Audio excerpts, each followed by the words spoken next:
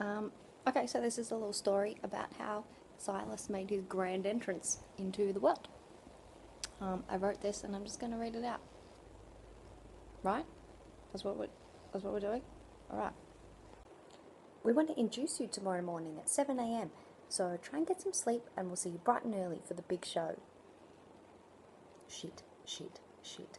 I'd been to the doctor's earlier that morning and been told that I was 2 centimetres dilated already and it was only a matter of time.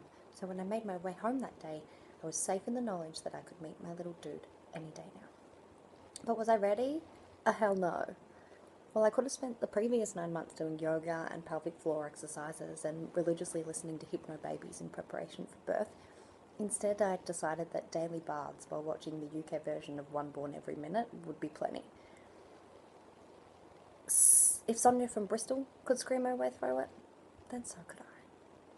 So while I sat on the edge of the bed after receiving that phone call, I seriously started to question my birth plan. Despite being organised to the point of ridiculousness the night before, I had a coffee ready to be made, clothes laid out, bags packed, phone charged, good to go.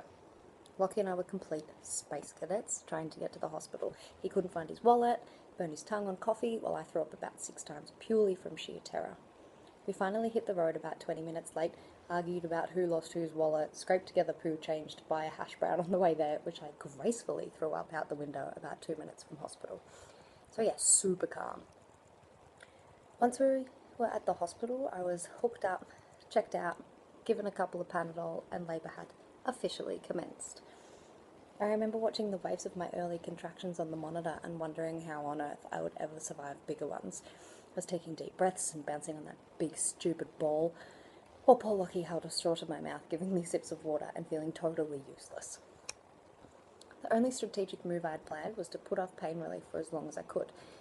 Let me be clear, this was not an attempt to be tough, and I had no desire to attempt a completely natural birth. I wanted drugs, and I wanted them all, but I needed to time it so that I didn't go through them all and then still have 24 hours to go. I watched the clock and decided that in an hour I would ask for the gas. 15 minutes later, I was sucking that gas down like it was guava juice, and I drank a lot of that while I was pregnant. I never had the chance to ask for anything else.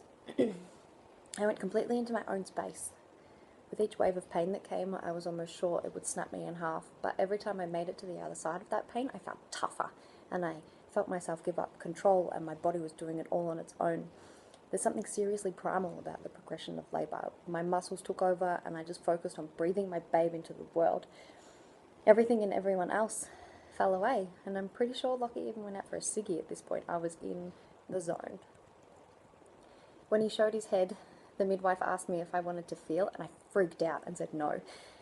So Lockie reached down and felt our son's skin for the first time, and he looked up at me with pure joy and said, "Dude, do it." So I did, and he was born 2 pushes later. I remember the midwife saying, "Here he comes," and I reached down and pulled him up into the world and onto my chest. He had his eyes wide open looking at me, and the first thought I had was, "Gross," which was quickly followed by the biggest surge of happiness I have ever felt. We stared at each other for what felt like 5 minutes, but what I was later informed was actually 3 hours.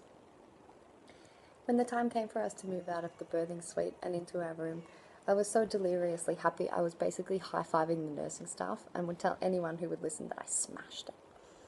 I had a pathetically weak shower while my mum and Lockie's mum oohed and ahed over the 6 pound 2 ounces of total perfection that I had just welcomed into the world. Got a visitor. I had a pathetically weak shower while my mum and Lockie's mum oohed and ahed over the 6 pound 2 ounces of total perfection I had just welcomed into the world. And I remember standing in that awful hospital shower, letting out a little giggle. I was truly alone for the first time in 9 months. My son was in the next room, and I was officially a mum. Did it get any better than this? Sylas changed me, not only physically, but emotionally. When he was born, so was I.